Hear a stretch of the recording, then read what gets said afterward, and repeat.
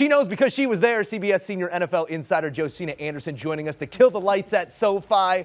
Joe, an exciting one here that's a one-sided second half. We're going to talk about the offense in a moment, but let's start on the defensive side of the ball. Those 7 sacks for Buffalo, and really Von Miller, the catalyst to those moments. You spoke to him pregame, you caught up postgame. How excited was Von with this performance here in Game 1 as a Bill?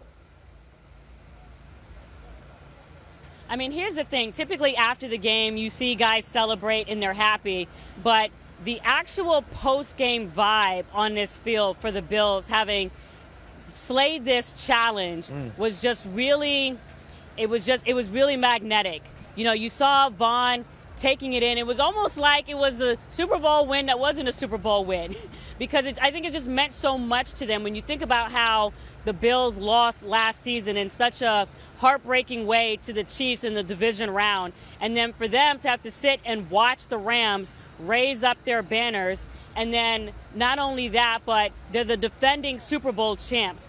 And so to be able to slay that mountain out of the gate, you saw Von Miller going up to the fans and really taking it in, waving to the crowd. You saw Stefon Diggs, going up and autographs and selfies, but in an extended way. There's a moment that I'll post on Twitter tomorrow where Josh Allen goes over to the side. It looks like his girlfriend and his family had a very long embrace. So this was a win, but it didn't feel like the typical win in terms of what it seemed to mean to this Bills team. Yeah, maybe a little something extra in it here as they open up the season on the highest of highs. I'm glad you talked about vibe because I'm also interested on the LA vibe side of things. It's a place that we talk about vibe offense, but specifically post-game with this Rams side, it was a team that's coming off their own successes here with the Super Bowl being hoisted on that very field. It's our job to overreact, let's say, here coming out of week 1, or it's going to be the job of plenty of pundits to do so. Did you feel that sort of reaction out of the Rams following this one? Was there any sort of concern, or was it sort of business as usual coming off a loss here for the LA side? Well, I think Jalen Ramsey put it best post-game. He said we got our you-know-what beat, and that's what happened. They did get their you-know-what beat.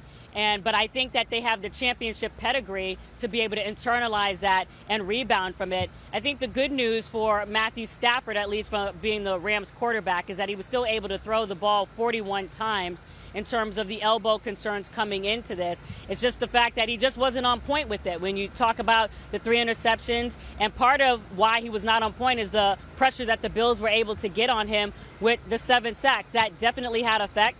I talked to Bills safety Jordan Poyer after the game. He said that he could tell from eye level on the field that Matthew Stafford was flustered and really didn't seem to recover from that. And you know what? This is not preseason football. This is live, you-know-what's coming at you. So it is going to take some time for the players to kind of acclimate to game activity. And it does seem, I don't want to say that they were, the term is kind of fat cats after a Super Bowl win.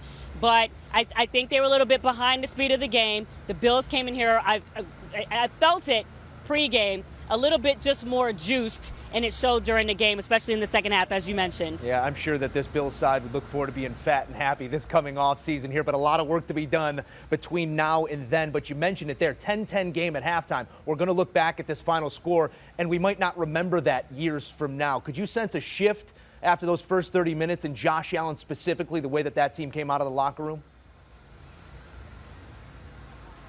Well, I think this is really important because when you think about the fact that the Bills were able to score out the gate and get out to that 10-0 lead, and then it started to unravel for the Bills because I just feel like they lost a little bit of their focus once the turnovers started to mount.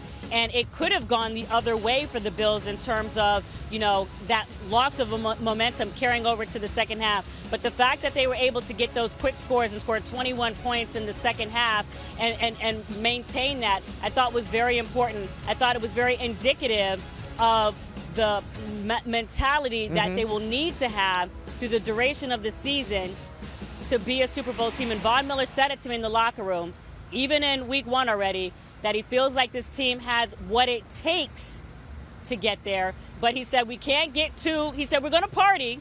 We are going to enjoy this win. But we know everyone is not going to be like this, so we have to still take it one game at a time. You know what I mean? 11 days between kicks, so plenty time to party and celebrate this big win here in Week 1. Josina Anderson, good in every city. We appreciate all the insights as always, Joe. Thank you. Do you want a sports network that delivers everything that matters about the game? The highlights, the picks, the instant analysis, no yelling, no fake debates, no politics. Hit the subscribe button and never miss a moment.